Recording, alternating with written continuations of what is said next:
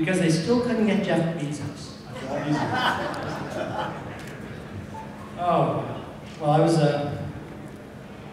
quick drink. I was in a taxi on my way here tonight, and a cab driver says to me, "What do you do, man?" And I said, "Well, I'm in the domain name business. I own a GTLE." And he turned back to me and says, "I have one too." That got a bigger laugh last year. So I think we're all going to be more comfortable with the new world of new names and how they intersect with old names. About a year ago, there was a lot of question about, is it going to be .com and .net versus all this .new stuff. You know, I always saw it as New York. New York was always .com. New York will always be New York. But there's so many great cities out west. I think I was the first person to use this analogy. I said, you know, it's 1900. There's nobody in LA. There's nobody in Vegas. There's nobody, you know, in Denver, Seattle, Houston, great cities in the West. There's nobody there. And there's great upside to be had in those spaces. And that's sort of proven itself to be true. You know, there's great namespaces have come out. Small fortunes have been made. Those small fortunes will turn into big fortunes in the future. And we're all here at a really interesting moment in time, because this is probably the best domain show I've been to in 5 years. You know, in an industry that was declining due to lower PPC payouts, you know, the name sales, PPC pay-per-click payouts, and paid search advertising coming from domain name parking and land pages, and that domain name related advertising. Now, we have a new industry, you know, an industry that's matured not because of really anybody in this room or anything external happening, just sort of a really, I think I'd like to pay a little tribute to GoDaddy with all their Super Bowl commercials, with all their marketing. What's happened is they've sold a lot of people domain names. And the more people that get domain names, the more people that will be able to tell the good ones from the bad ones and know that they need a better domain name because their name isn't that good. They just came up with it recently. And I'm so glad right now that I'm a little bit nearsighted because there are so many great people in this room that I would be so intimidated to speak in front of who have a lot of those great domain names, great premium domain names that they own, that broker those names, that sell those names, that run businesses, that resell those names. It's just an amazing thing. You know, I'm very proud to stand here in front of all of you and talk about what I sort of see happening in the next year, this year, and what's happened in the last year, where we've come from. So in the last year, 1 year ago today, my small business Uniregistry that was starting out had no new TLDs. We had a couple in the route, but we were nothing was for sale yet. Nothing was large scale. And now we have 24 top-level domain names that we've secured.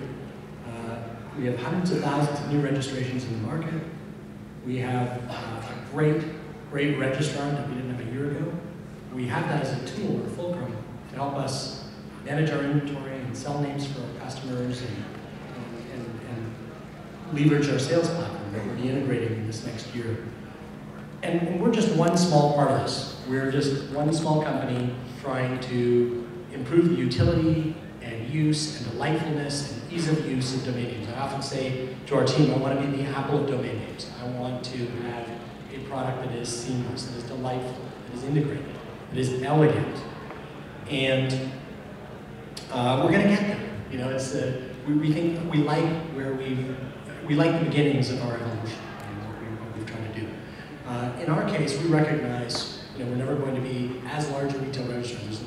I tell everybody when I'm traveling, you know, I travel a lot. I'll rent cars from Hertz. And at the airport, there's Hertz, there's Avis, there's National, there's Budget, there's Alamo, there's Thrifty, there's Dollar. You know, all these rental car agencies, and that's just in America. When I go to Europe, there's Sixt and Europe Car and countless others that you can rent from. And there is no one company can be all things to all people.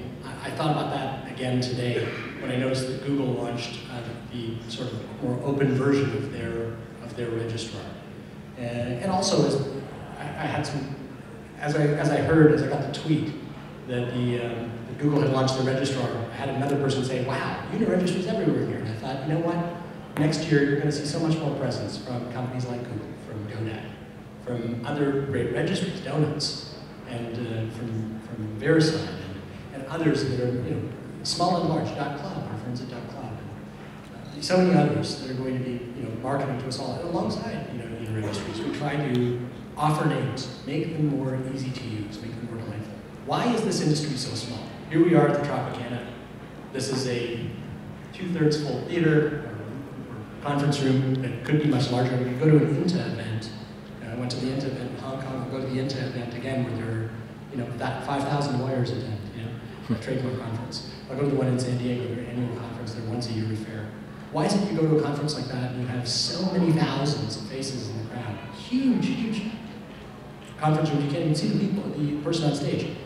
And yet you come to events like this, and as important as naming is, you know, it's so small. Well, names are difficult still and unwieldy to use.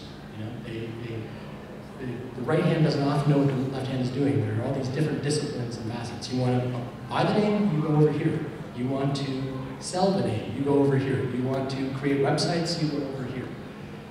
There are companies who've tried. GoDaddy's done a great job as a first effort trying to integrate all these elements, but it's still very, very early days. What I see in this next year is you're going to have a lot more companies trying to make names easy to use.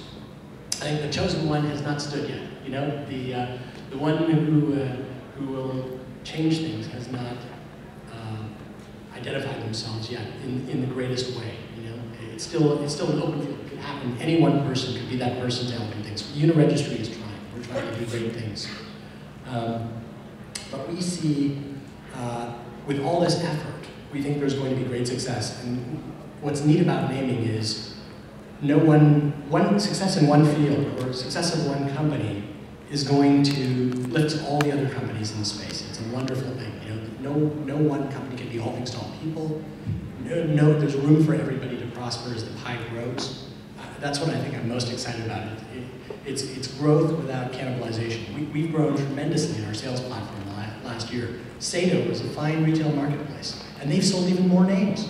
So in spite of the fact that people often pull me aside and go, wow, Frank, your stuff is so much different and even better in many respects than Sato's. Sato is having record years, you know, so it's a growing pie. We're not really competing with each other in the same way that it would appear. Something I see in this next year, I think this will be the last small NamesCon. I think you're going to see this grow a lot. You know, and this is probably 2 times the size of last year's event. You know, more people that make a difference, that are here not because they're curious or don't really know why they're here, but that are here doing business and trading and making things happen. More of that is going on here than happened last year by a long shot. So I see a much changed universe in a year's time. I see a lot more marketing. I came in late and I listened to Dan Schindler talk. Dan is right. You know, the money that doesn't get spent acquiring new GTLDs is going to be spent on marketing by new GTLD companies. And you're going to see so much more marketing. And that'll inure to the benefit of everybody else who has names to sell, because no 2 names are alike. Why do I think naming is so important? You know, in the world of Twitter and Facebook and all these social platforms that are growing exponentially, why is naming still relevant, you know? And I think the answer to that is that, and my initial answer here may disquiet you. My initial answer is because there is no email without a domain name. You know, you need email is the cornerstone of, you need a domain name before email. You can't get email without a domain name, as you told me. And email is the cornerstone of online verification. It has 99% penetration. Everybody has an email account. That is not going away. That is not a dying platform. 99% penetration. I don't have a Facebook account, and I'm a technologist. My wife calls it divorce book. But I have an email address. I have several email addresses, and I'm never going to give those up, because when I want to verify my Twitter account, it goes to, you guessed it, to my email. You know, there's no way around email. It's an open platform that no one company controls, that nobody can disintermediate easily. And it's growing worldwide. It still has, 86% penetration in Italy, email. That's high, but it's not like 99% in the US. So as email penetration grows, the domain name becomes more of a certainty. So I see email as anchor to domain names, but certainly not the only anchor. Everybody needs a unique location and address to publish your content online. What I think you're going to find is that registrars and registries in the coming years make it more simple for people to publish content on domain names. Whether it's, we're going to do deals with companies like LinkedIn for .link, or we can offer a .link domain name to LinkedIn users. We're going to do deals with different social platforms. We're going to see different social platforms apply for their own GTLD in round 2, which will come in 4 years or so, 3, 4 years. And that 4 years will go by blisteringly quickly. You won't even know what happened when you'll be there. So I see a great deal of change coming with this round of generic TLDs and the initial brands. I see registries and registrars creating the infrastructure to unlock the value of the domain names that have been created in the first round of new GTLDs and in original namespaces like .comnet or the CCTLD of the country you live in. So I see growth on all fronts, and I think it'll be the registrars and registries that lead to that growth. I liken this last several years that led up into the new GTLD process, I liken it to a relay race. We had this relay that started with the new GTLD process, and somebody gave me the baton and said, run. And all the runners, all the other GTLD registries took the baton and started running around the racetrack. And when it was our turn, we got around the track earlier this year when we launched to market. We had our baton ready to hand it off to the registrars. And a lot of the registrars were like, what do I do with this thing? And the consumers were like, I don't know what, I'm not ready yet. I'll give you a couple. It was as fast as we were going. The process was so secretive. It was so clubby. Everybody was competing with one another at a registry level that the customers who we would ultimately sell to or sell through weren't ready to receive and run and do the next lap. And I think that's going to change fundamentally in this year. Because people are like, okay, well, it's time to run. We've got the baton now. I see, this year, a great deal of opportunity on all fronts. I think one of the biggest challenges is, I think back to my earliest days, I have a great memory for the past. My grandmother, I get it from my grandmother, she could count the number of steps to go up to the front door of the house, and there were 13 steps to my front door of my house back when. And I still very much remember the first day I registered a name. It was as some of you may know, it was a mistype of an actual name, but it was early in the days of the internet, and the correct spelling was still available, so I went back and I got it. And then I went back subsequently and registered several more names in that same afternoon. By the end of the day, I had 10 domain names. So why do I have 10 domain names? I don't have 10 businesses to build. I maybe need my first name and last name, I maybe need something else. I had some ideas, some dreams. And often, my next impetus is, well, maybe I can sell this. I read in the newspaper that somebody made a lot of money selling a domain name and for a profit. That was back in the day. Yes, they had newspapers back then. And so I think that a lot of people, they have the impulse to register a domain name, and then they have the impulse to sell one or two and maybe make some money to cover their cost of registration or something like that. And so I think that there's a great deal of demand to sell your domain names. This buying and selling domain names, which historically was a little bit frowned upon, often mistakenly labeled as cyber squatting, because cyber squatting, as we know, is the registering of trademarks as opposed to generic intent names. Often lumped in all in one, you're just a squatter sitting on this property. But we all kind of have those instincts. Let's get something of value, and perhaps if we have more than what we need, we might sell it. And I think there's demand for register a domain name and then resell your domain name. So one of the things Uniregistry is doing this year is we are taking our marketplace, our domain name sales marketplace, which we've always run a large sales platform. We run that platform to sell my own and operated inventory, along with the inventory of others, many of you in this room, who unfortunately I can't see fully. And we're going to integrate that platform inside Uniregistry. Why are we doing that? We're doing it so that you can register a domain name, you can easily sell a domain name.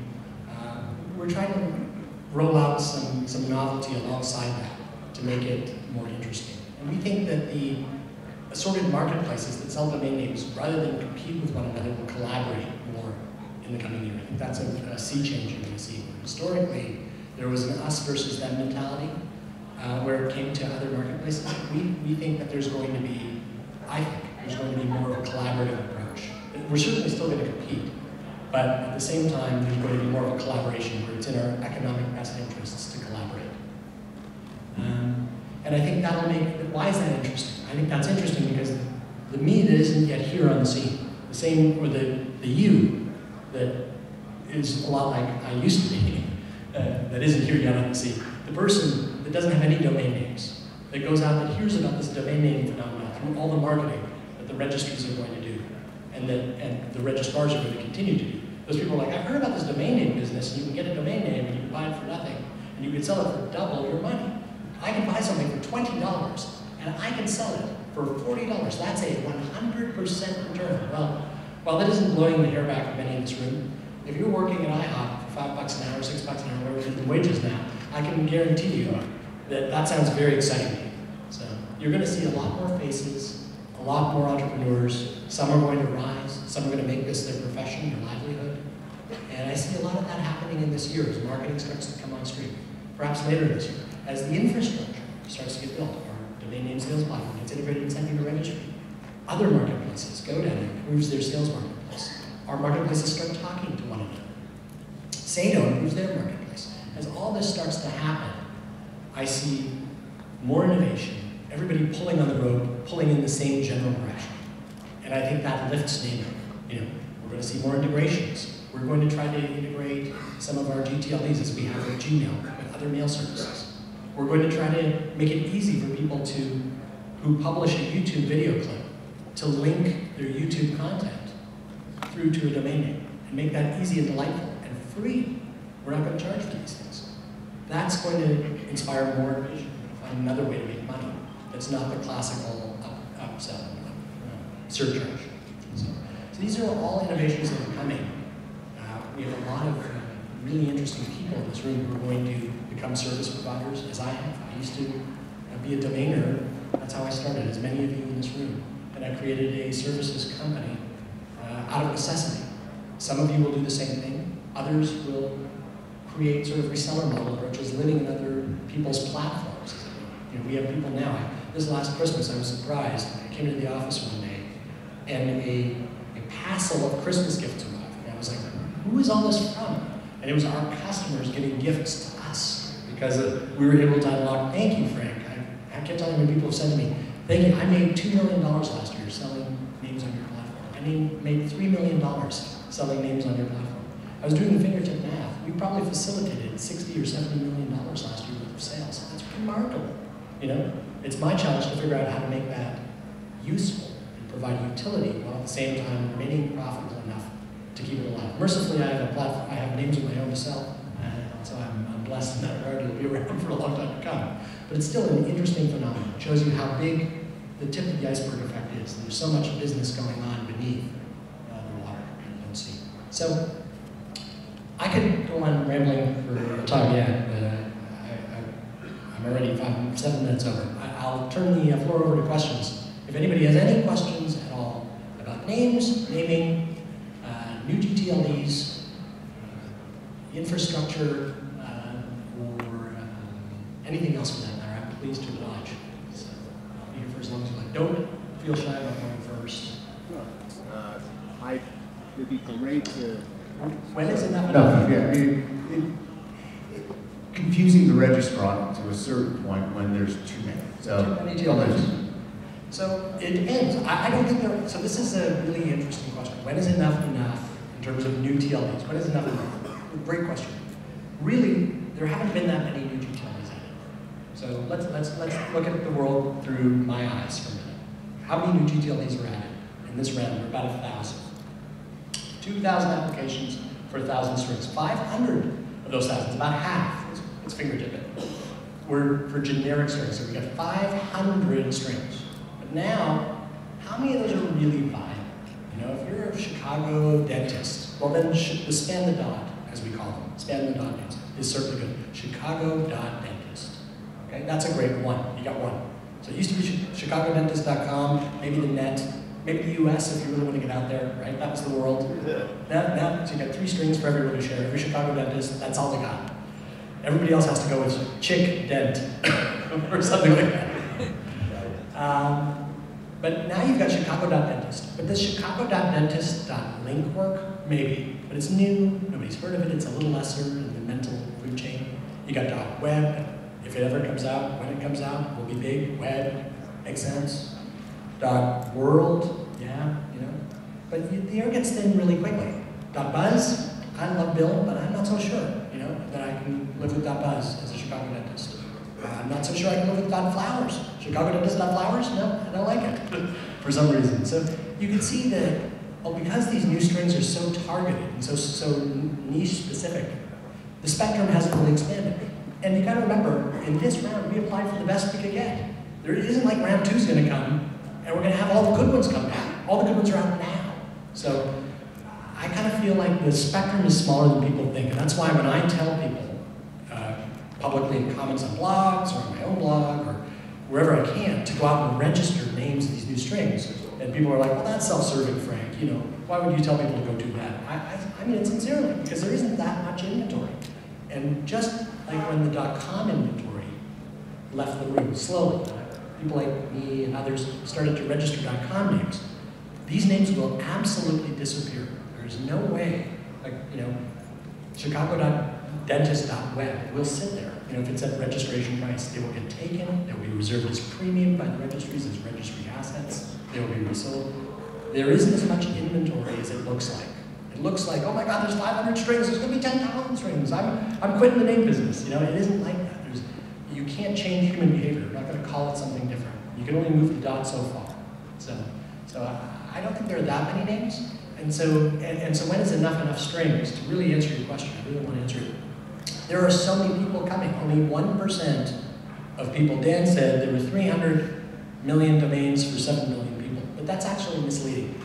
Dan, a minute ago, Dan Schindler. There are actually only about 70 million registrants. I've got 300,000+ names. You know, I'm one man, right? There are a lot of people out there who have a lot of names. Companies. Verizon's holding tens of thousands of names that some they don't wish to hold, or some may be typos, but they're one company managing thousands and thousands of names. So there are only about 70 million individual registrants for 7 billion people. That's 1% of the population on Earth has a domain name. Okay? So in the grand scheme, you need much more inventory. I'll never forget years ago when parking was at its height. People were having cigar bars at the corner of the parties, and we were all like talking about how much money we were making. It was unsustainable and unholy. But I remember the comment, what's the problem? I asked my ad partner, what's the problem with this industry? Where do you see the problem? Because there's no problems here. We got cigar bars over here, we got dancing girls over there, life is great. And I said, well, you know, what's the problem in this business? Where's the red herring? And this young lady, who's now a senior person at a search organization, said to me, Frank, there's not enough inventory to make it a viable market. You need more inventory. It's counterintuitive. It's kind of like, I'm a conservative investor, like an Austrian School of Economics investor, not a Keynesian type. I think, you know, money supply, fiscal responsibility, but there's something to be said for getting cash in the hands of people. Circulation. Making sure everybody has enough to spend, you know? And there's a balance there that doesn't quite work under. And so to your point, you need more names. It's counterintuitive. While you may not have those names, actually having more names in the system, growing the pie, making names in general more relevant and important, inures to your personal benefit, even if your portfolio is very small. It's counterintuitive. You have to kind of suspend your disbelief for a moment and walk with me on this. How many more US dollars have been printed in the last, it took from George Washington, first president of the United States, to George Bush to get to $5 trillion in debt. We now have 17 trillion, but I can still pass a $5 bill and get a cheeseburger. Why? Doesn't make sense, right? But there's more cash being held by more people, both here and internationally. It increases the float, it increases circulation. That works to a point until it doesn't work. There is a point where too much is too much, and you see it in Zimbabwe, where there are too few people holding too much cash. But there's a point where you can push things to, where it sort of lifts all boats. I'm not smart enough, and I don't think most economists would be to tell you where that right point is, but I can tell you that when 1% of people on Earth have a dollar bill in their pocket, there's no value to the dollar bill. You need everybody to have a dollar somewhere. So that's where I'm going with that. Okay, anybody else? A question? The white shirt, right there, is that Robbie? What's over here, Scott? Scott Ross. He's the cordial. I love you. I love you too, man, but you're not getting my Bud Light. Ready? I'm ready. Let it out. Last year at this conference, Frank, you recall there was a speaker that had many of us running for the exits on GTLDs. This morning, we had a speaker that awakened the sleeping curiosity about GTLDs that none of us had really, many of us really had discounted at that point. And you had commented earlier about the registries investing to promote their GTLDs, and this morning it became very apparent that the cost of the GTLD requirement paled in comparison to the amount of money that is being invested by Howard Lefkowitz's group. We've got a pretty good taste of it today. You have a number of GTLDs, and obviously you have a vested interest in promoting them to help them become successful for the registries. What are you doing? And we don't expect quite the same dog and pony show, but what are you doing to promote your GTLDs? You know what? We're doing what we've always done. We bootstrap. We've tried to launch great strings with dog and pony shows cost money. So you got to spend that money. You know, we can push really, really hard. But then, you know, what's going to happen is 2 or 3 years in, we'll have to have a price increase. You know, we're going to go from, you know, low cost renewals to a couple of dollars more, you know, to try to offset all the dog and pony show. And I think that works, but we've wanted, you know, I watched .com succeed out of nothing, and I've watched other namespaces fail. And I think, and again, who made .com successful? We owned it when we took names and we said, I'll have what they're having. How did that happen? Well, they provided a good canvas. It was a generic ending. It was the only thing game in town. It was low cost, fixed price renewal. The registry didn't get in the way of the customer doing business there too. You know, we're trying to riff off that. We certainly believe in the concept of premium names, like a developer of landwood. We're going to have some land. We're going to have some premium land that we will develop as developers. And then we've got an open greenfield for anybody else to come, first serve. But I think that doing too much too soon, when the market isn't ready for it, isn't necessarily a good thing. Unfortunately, you can't push on a string. You know, you can't hurry. Or you can kill yourself trying. You can do a better job curating and marketing, but I think there's a point where, you know, for every puff of confetti that goes in the air costs something, right?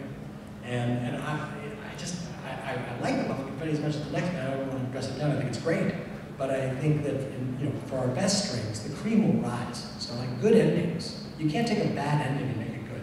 If it doesn't make sense, if it isn't logical, you can only market it so far, and then it'll find its natural din level place in the world. The cream rises, and the good endings will wind up better if they're curated well. I take .web, great ending, and I put it out at $100 a year. That's not going to find its natural din level in the same way it would if it were $5 and run by a registry that doesn't care how you use it, and it's completely open and marketed because everybody else will do the marketing for you when you do it that way. You have so many competitors though with new names out there. You're almost assuming that the name will carry its own message, and I'm not sure that it'll do that. Like any other business, you have to promote your business. The registrants, in essence, become your affiliates. Your affiliates, if you're relying on your affiliates to do your marketing, you're right, but I'm not sure you're on the right strategy. Well, I appreciate that, but we're kind of doing it. We give our registrants a great greenfield in a meaningful space.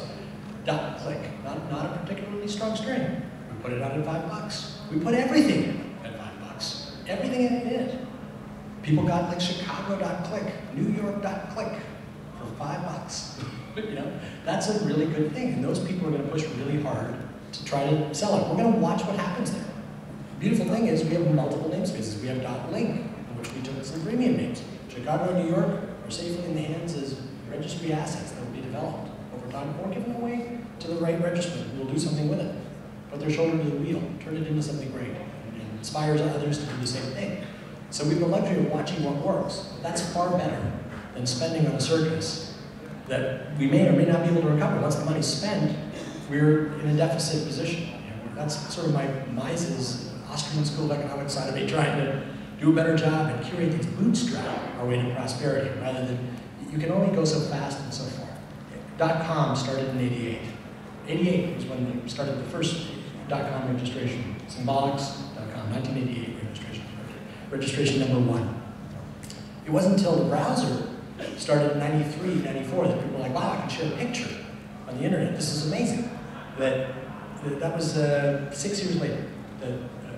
Yes, 6 years later that the namespace started to come alive. And that still wasn't the awakening. It was about 3 or 4 years after that things really started to get. So, you know what? Last year, 2014, and this year, really, right now, because we just launched Click a short time ago. There's many of year 0, you know. But by virtue of the fact that so much opportunity sits out there in year 0, if you're smart, I'm not saying back up the truck and buy 10,000 names in the next new extension that comes out. I'm saying prune, be prudent, mine the namespace. Take names as this is my domainer's perspective.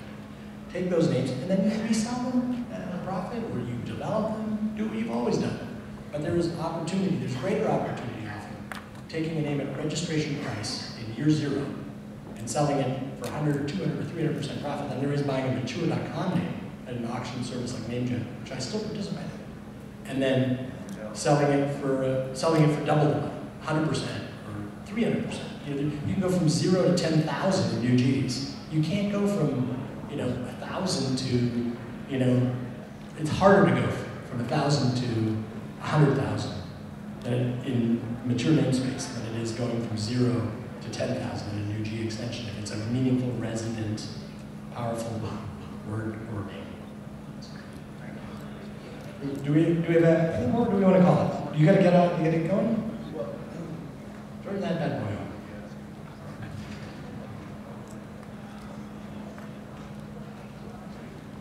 Thank you. Thank you very much, Frank. So this is so great. I mean, when people come and listen to you, it runs long because they're really interested. And we've run this session actually over an extra 10 minutes to get your questions and answers run.